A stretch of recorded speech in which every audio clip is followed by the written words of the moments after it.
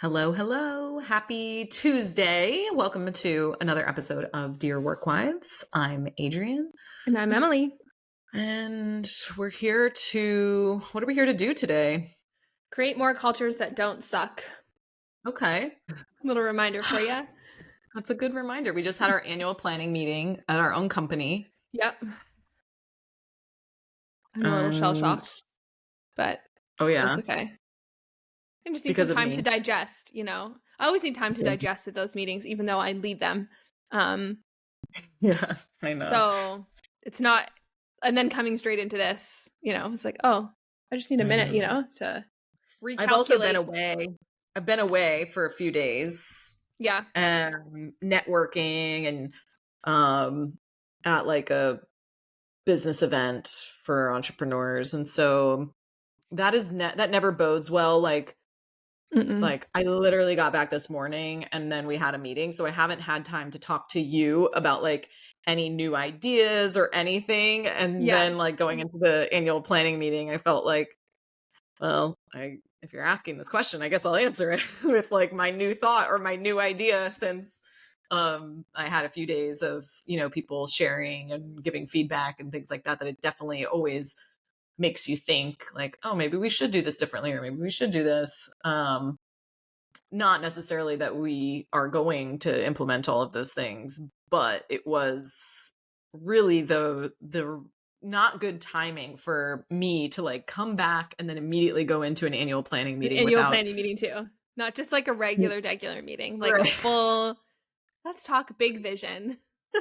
Yeah, because if it was just like a regular meeting, then I could have held my tongue and not said anything about some things until I talked to you or, you know, at least flushed through them. But since it was annual planning, it felt like, well, we shouldn't spend a ton of time talking about this thing if that's not actually going to happen or if that's not true, you know? Yeah.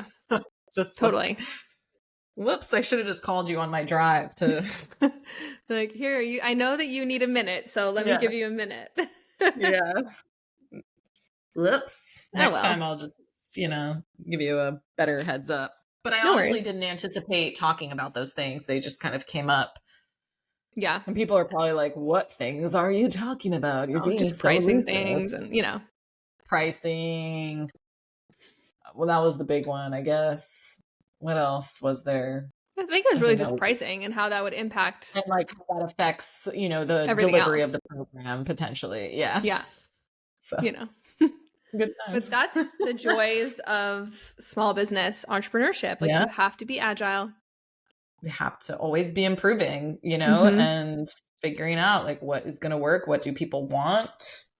Speaking of what do people want, I have about 50 market research calls booked over the next 9 days. Yeah. That was a fun email to get on Saturday. I was like, oh, I guess I'll see Adrienne in 3 weeks when she's done with all these calls. Yeah. But I think it's going to be well worth it. I think it's going to be golden information of hearing like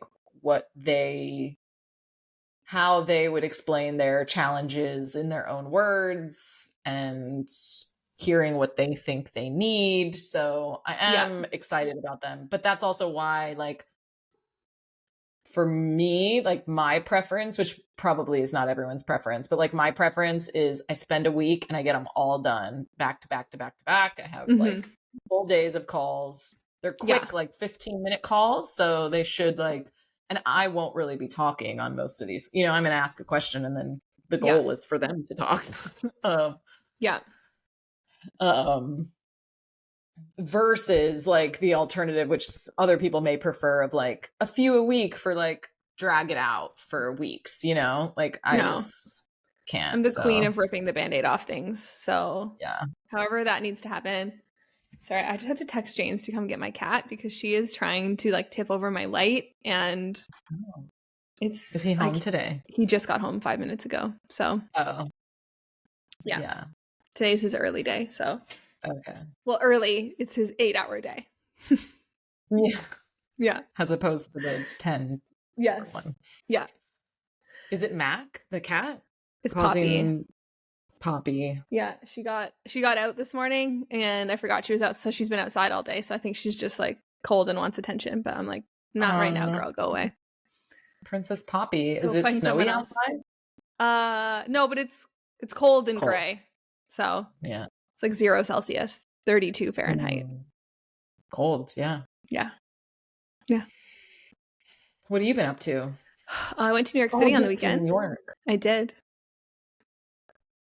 It was amazing. How was it? It was so good. Yeah.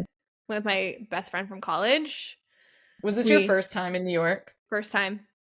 Yes. Never been. What are your thoughts? I mean, like, it was amazing. Initial New York reaction. It was really cool. It was like a lot of energy. I was talking with Tyler about this yesterday. It's very like abrasive, but like I didn't mind that. I think I was very naive about how expensive everything is there, though, I will say.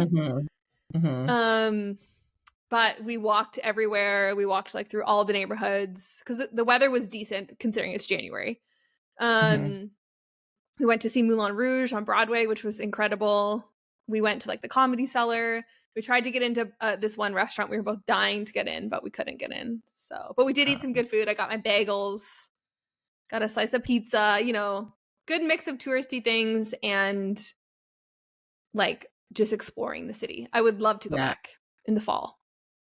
Yes. I can see it being really gross in the summer, just like hot and sticky and smelly. But yes, it is. Yes, yeah. Like smells like a garbage can. Yeah. But fall, sign me up. Did you ride the subway at all? We did not ride the subway. Okay. No, we walked everywhere. And like we walked during the day and took Ubers at night. But I really wanted to walk and explore, and the weather was nice, so it was doable. Yeah. But I didn't get to see like the Brooklyn Bridge or the Statue of Liberty or anything, so I'm like, well, I have to go back. Yeah. I did see Cornelia Street. I walked down Cornelia Street and saw the sign for Taylor, and I saw the house that she lived in.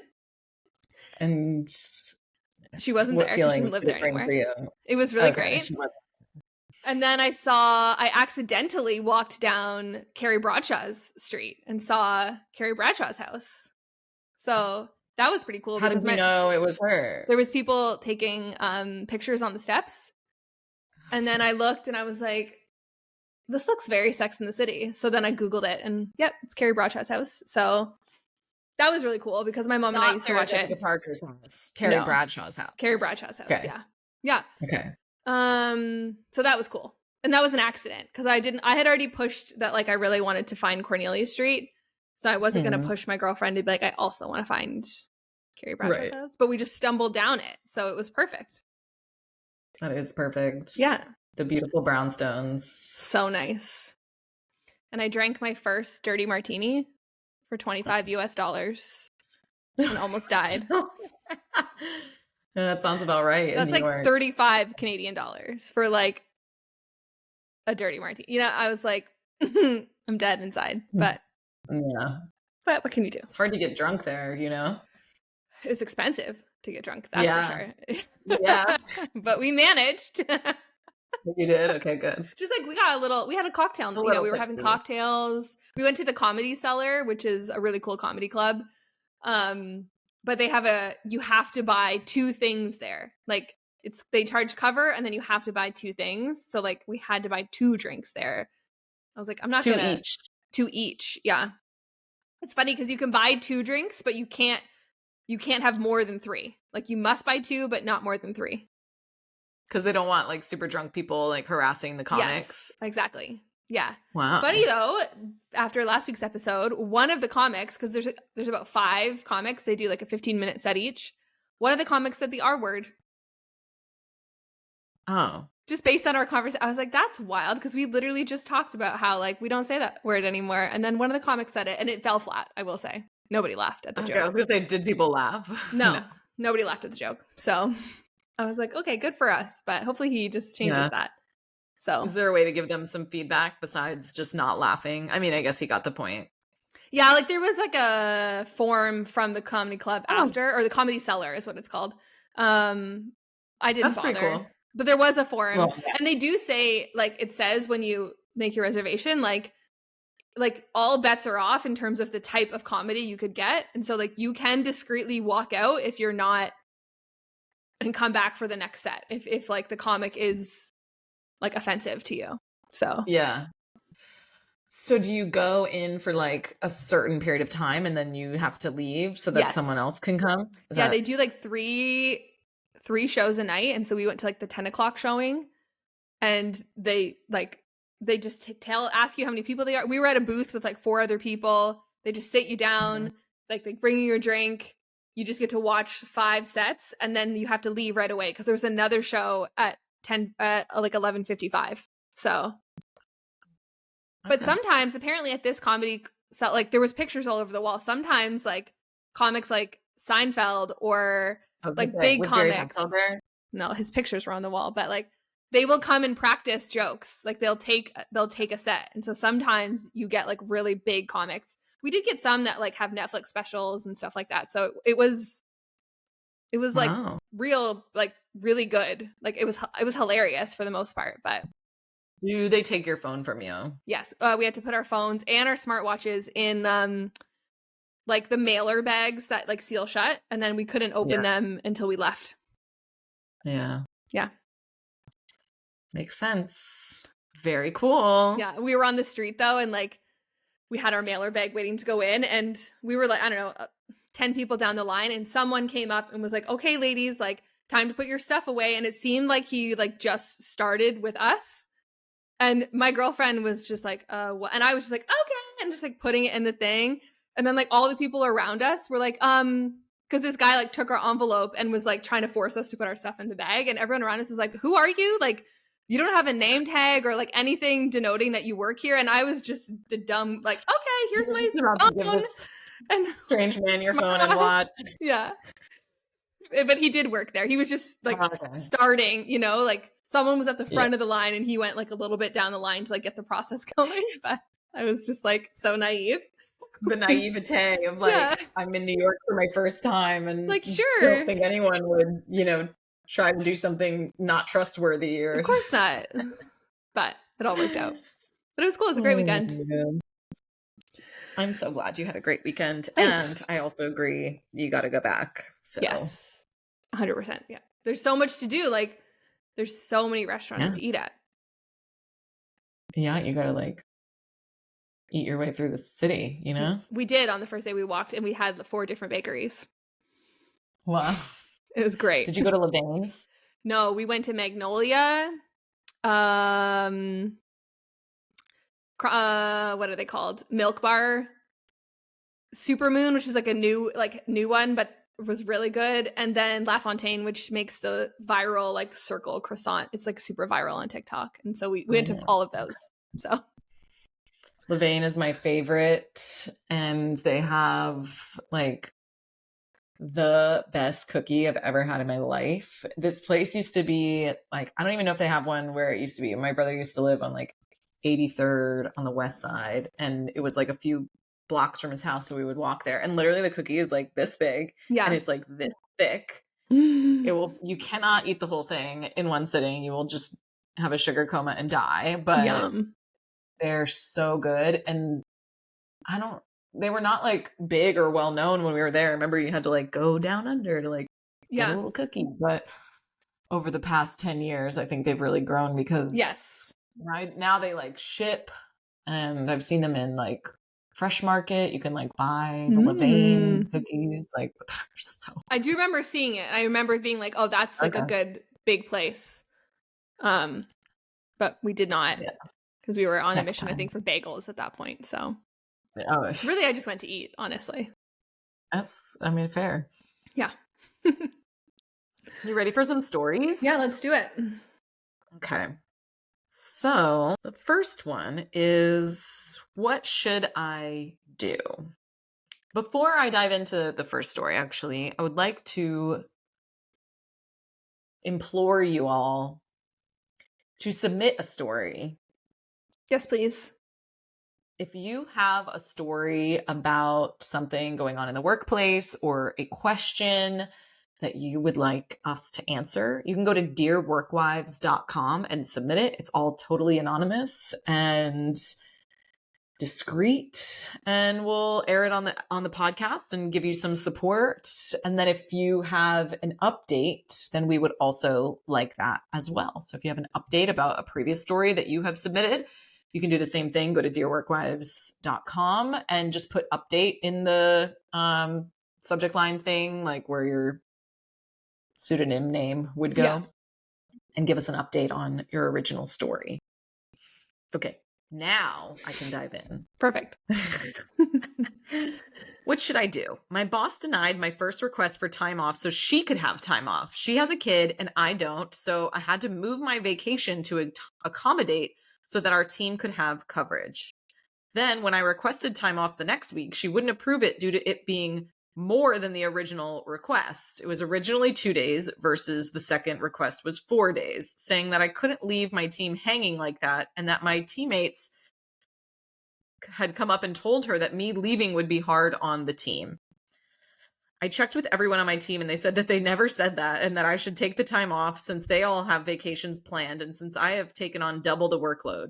During the meeting with my boss, I was scolded, saying I take paid time off more than anyone else on my team. And then I fact checked this against people's calendars, and I took 3 weeks less than my teammates that she praised for not taking vacation in 2023. I was also told that I should take time off in March when my manager counterpart is taking time off instead of when we have planned our vacation, which seems like a kind of unfair request. For what it's worth, the place I work does have unlimited paid time off. I'm worried about retaliation since I voiced that I felt a little uncomfortable by these requests. I'm open to any and all advice. This is the trap of unlimited time off, you know? Yeah. Because there is a limit. You give people unlimited time off, but now you're upset that she wants time off. Yeah. How much is too much? If there is a too much, then you should just say that instead of unlimited time off. Like, oh, it's 6 weeks or something. You know what? Like, which is still incredibly generous, you know? Yeah. I think this is a tough one because the fact that you had to like go around and now you go to your boss and say, well, I checked with all my coworkers and I looked at all the calendars and like you were exaggerating. Like, it's not going to be nice, but it's kind of what you have to do, you know? Yeah, I would almost go like if you didn't want to do that, like if you didn't want to be that direct in the like, oh, I asked my other coworkers, what you could do is tally up how much, time off you took last year and ask for more clear expectations of what is reasonable, given that we have unlimited PTO and under the assumption that you have also met your expectations of the role, right? Whether that's metrics or specific things that you're supposed to be doing. And if those are not clear, then I think that's an opportunity for you to have that discussion of like, if it really is unlimited PTO, what is the other thing that you're looking for or measuring me against to say yes or no in terms of me being able to still perform my role and have unlimited PTO? If I'm meeting all of those expectations, then what is the actual acceptable level of PTO given that I took X number of days last year? I wouldn't compare it to anyone else's. I would just use the fact of how many you took, and compare it against what their expectation is or what they think is reasonable. Because if the policy says unlimited and that's what you can communicate, like I was under the impression that we could have unlimited PTO as long as X, Y, and Z. Right. So now that I'm making these requests, they are being either denied or they're being chastised. I don't know the right word, right? Like I'm being kind of attacked for taking it. So maybe there's something in the policy that we need to reevaluate that needs to be more clear for me. I think that's how I would approach it.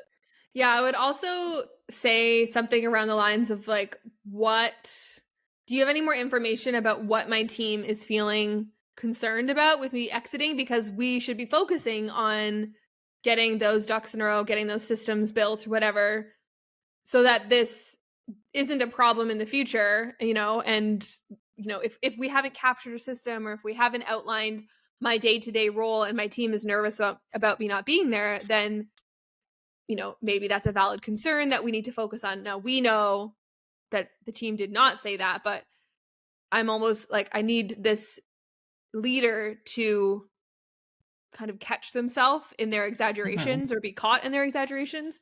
Or maybe they do have concerns about, maybe you're their most trusted person and they are nervous about you leaving. And so we need to figure out how can we create the systems so that they don't have that kind of false excuse to fall back on.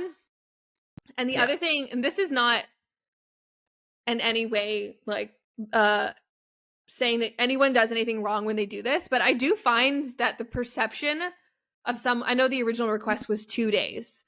And if you have unlimited vacation, I do find the perception of, I'm going to take a day this week and then maybe 2 weeks later, I'm just taking a day. And you take a day here, 2 days there very frequently, it adds up to maybe 2 to 3 weeks of vacation total, but it feels like you're always out of office, And I'm not saying that it's that in a negative way at all, but I do think that could be the perception. If you're the type of person who takes a lot of long weekends over the year versus taking a big 2-week vacation, like I very much, that's actually what my therapist suggested that I do. That's why Run Like Clockwork's on a 4-day work week, because it's actually a healthier way to live your life. But for your manager, it could feel like, well, you just take so much vacation because every month you're taking a couple days here, a couple days there. And then they have to approve those. So I think showing them the numbers of, I actually only took 14 days last year. And I'm on track to do that again this year. So is that not acceptable in terms of an unlimited policy? Is it because I spread them out over long weekends because that's how I prefer to recharge versus a big trip? I don't know, just finding ways to be like, what is your problem here? And like, let me point out all the things that you're not making sense on. A plus B is not equaling C. So let's figure this out, because I know the two schools of thought is you don't book the vacation until you get it signed off from work, versus this is not a request. This is just me telling you I'm not in office right now. And as someone who has to do both approve people's times off and also notify others when I'm not around, I do see both sides. At our company, if we're doing a big launch, like, people are not taking time off. But I think that's the important piece, is like putting that in the policy and in the literature, like, of expectations up front, right? So that it's not like, oh, I'm getting denied. Like, yeah, but you're requesting something that is already outlined in our policy that you can't do, right? If it wasn't outlined there, then that's really on us to document and clarify, like, okay, actually, we don't let anyone take time off between these 2 weeks or whatever it might be. Or we only can have a maximum of like 2 people off at a time, and it's first come, first serve. Even at Clockwork, we have that where if I see one person who's in, like, I'm like, okay, if they're not in my direct department, maybe I can also sneak that weekend. But if they are, then I might not be able to take that time off because they got there first. Or I'm going to have to call in some favors and really ask people to cover. And do I have flexibility in my time or not? So unlimited time is like a double-edged sword. I think it's a great in theory, but it's very hard in practice. You see the funny things. Oh, double unlimited time. Okay, well, I'm taking the next 4 months off. It's like, well, you just said we have unlimited time. Like, unlimited time if you like making sure you still meet your job expectations. And so I think that's the piece that needs to happen in this conversation. I even think, just when you were talking about like asking the manager to communicate like what the team had said, I think you could even tell him or her that, like, I spoke with my team and they feel really comfortable with me taking time off. Like they didn't express any specific concerns because like I think it's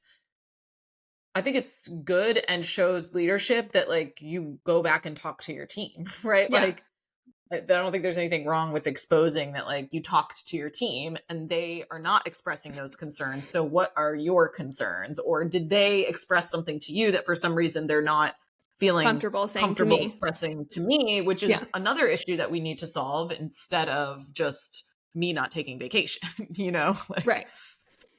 so Yeah. good luck. Hope you have a good vacation. Mm. All right. I feel like a failure. What should I do?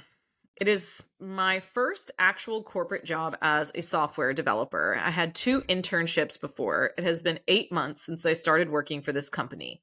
Now my boss is pushing me to resign. He says that I'm not working well enough, I'm wasting time, etc., and mentioned multiple times that I should just resign. I think he may be right, but I can't help it. Every day I feel more and more stressed. Not being able to do a good job causes me more stress. It's like a cycle of doom.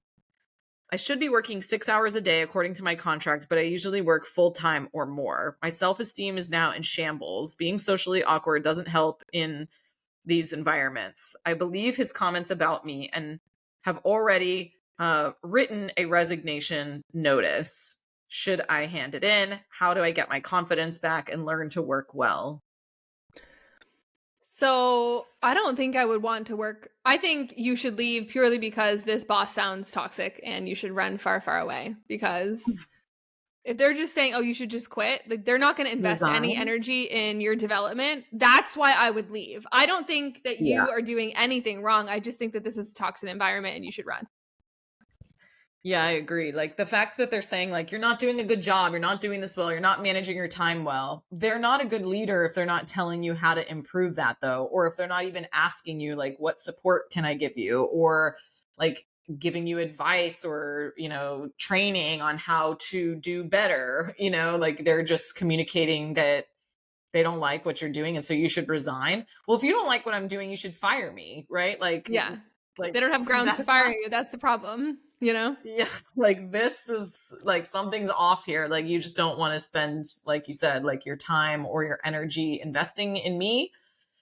And just like a message for all the leaders out there, it's like, you know, people often worry, like, well, what if I spend all this time training them and then they leave? It's like, well, what if you don't and then they stay, right? Like you have to train and invest in your people. That is the best investment of your time and this leader manager doesn't sound like they're doing that for you. So I agree. I think you should start looking. Don't resign yet. I would say start looking for another job to, you know, get into a secure place financially and then put your resignation notice in once you have a new job. But Yeah. I think the job market can be challenging. And so you know, it sounds like unless they're going to fire you, like, and stay until you have something else lined up. But Yeah. Because if your number one concern is regaining your confidence, you're not going to do that here. This leader has already proven that that's not a priority of theirs. yeah, So I don't think your needs are going to be met at this company, regardless of if you just pulled up your bootstrap. It doesn't matter. Like they yeah. want you They're gone, not giving and you enough information to improve. yeah, So they've made a decision, but they actually legally can't do anything about it. It sounds like, and they're wrong. They're wrong. okay, last story. I'm an hourly employee. I was told to put company email on my phone to answer incoming emails when I'm not at work. I said, no. Mhm. Am I right? I'm not getting paid extra to answer emails off the clock, and my company is not paying me a stipend for the use of the data on my phone. They keep pushing me to do this. My husband is saying absolutely not. What are your thoughts? Absolutely not. Yeah, absolutely not. Like for the reasons that you mentioned, right? Yes. Like they're not paying you for the work Mm-hmm. and they're not paying you for your technology or devices, the resources that you would need Perform to your do job. that. Yeah. When I worked at a corporate job, and I was expected to like answer phone calls and stuff like that. I was salary, so that's different. But also I had a company phone. Like people would call my company phone that was provided to me by the organization. Like I'm not using my personal data or plan or phone number or email, like I guess she's using company email address at least. But yeah, no, I think that there's just no way for them to make you do this unless they at least at the bare minimum pay you for the time that you would be spending doing this. But what is also the expectation that like you're immediately responding to these emails? Like they're emails. It's not like they'll be there in the morning. So I guess my question would also like, what is the urgency of these emails? Is it a false urgency that they're creating that like I'll just get to them the next day and things are fine? Or do they need to pay you, hourly for certain expectations of like these emails need to be answered between the hours of 8 and 9 p.m. or whatever? Like it's going to also be a premium over time,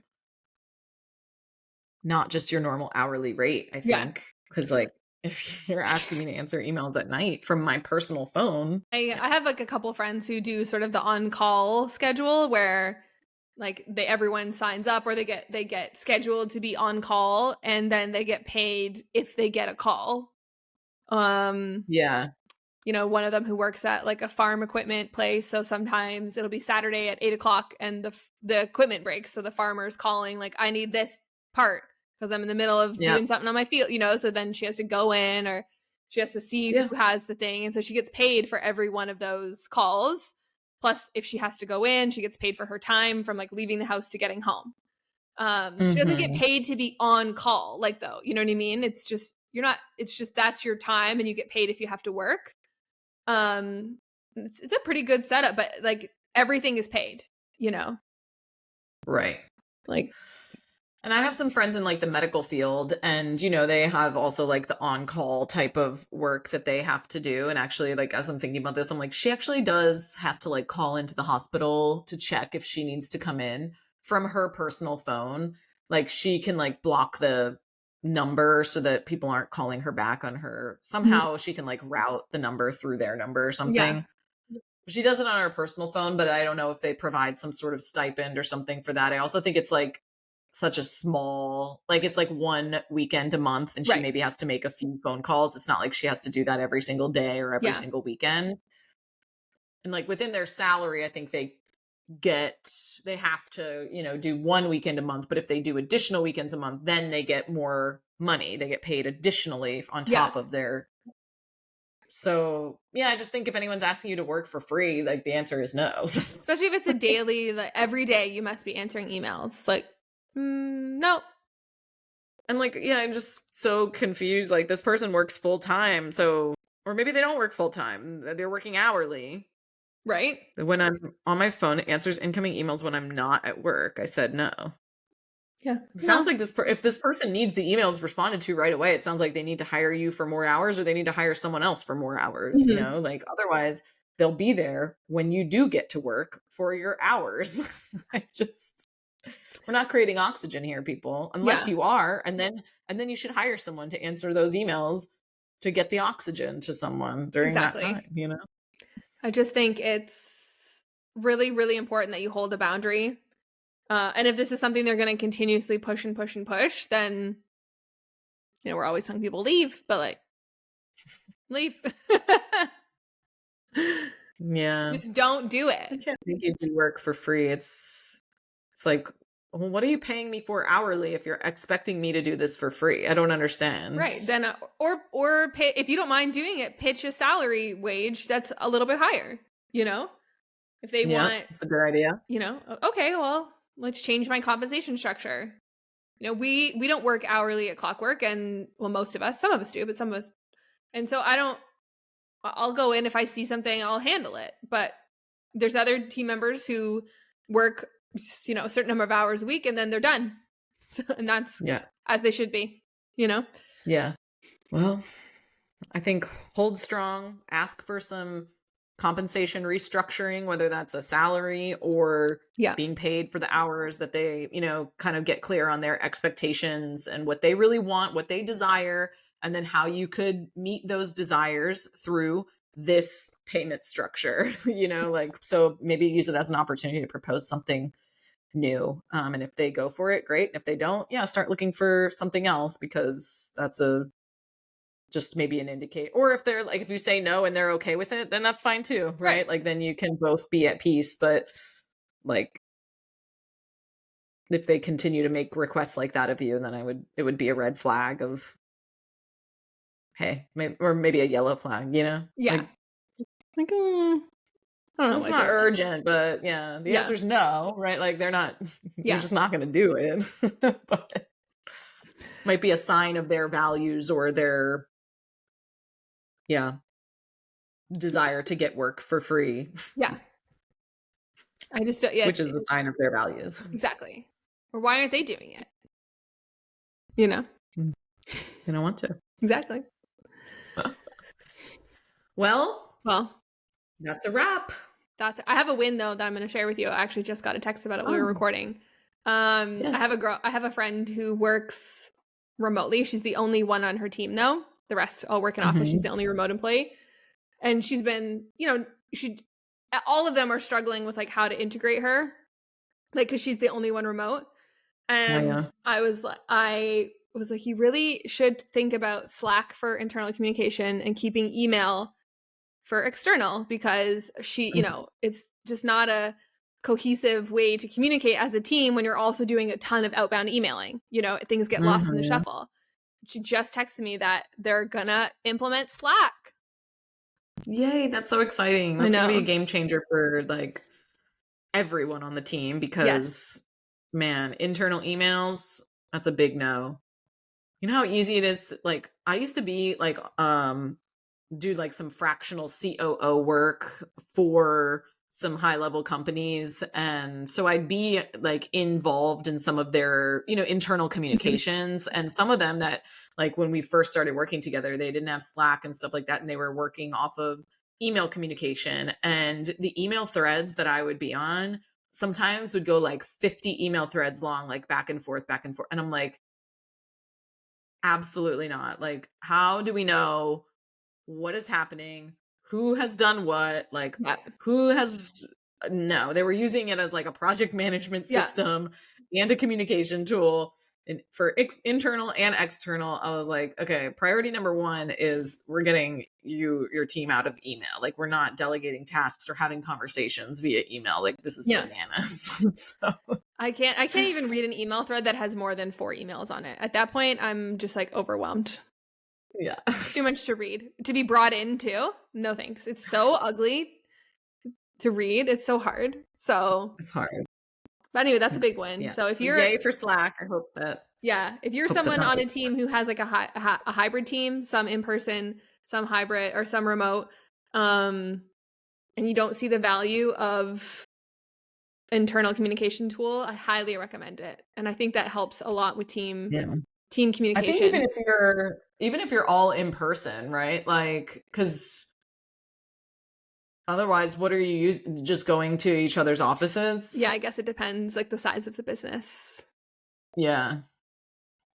Just take note of like, are we bothering each other all day long for these questions, or are we internally emailing? Because some, like, even if you're in the same office, sometimes you're internally emailing things, and it's like, actually, maybe we should just use Slack too. So we can make a case for it for any type of business, just depending on your communication needs. But but it's a game changer. This podcast is not technically sponsored by Slack, but it should be. Or Run Like Clockwork. But it is. Also, we never commented that I'm now a redhead, so we're just saying. Oh yeah, I'm now a redhead. I've known you as a redhead for like a couple weeks now, so it's beautiful. It was ginger before, but now it's red. So the evolution continues. We'll see what it is in a few more weeks. It's a mystery. Yeah. Okay. Well, everybody, like we said at the top of the episode, submit your stories at dearworkwives.com. Subscribe. And we'll see you next Tuesday. Leave us a review. Yeah, subscribe. Share with a friend. Share it. That's your homework. And we'll see you next Tuesday. See you next Tuesday.